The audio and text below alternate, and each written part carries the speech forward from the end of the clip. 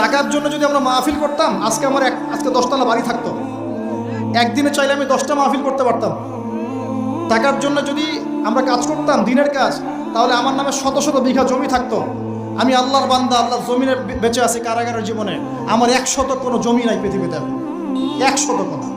আল্লাহর কসম করে বলতেছি, আমার দুইটা পরিবার ভাড়া থাকি আমরা। প্রত্যেক মাসে ভাড়ার টাকা গুনতে হয় আমাদেরকে।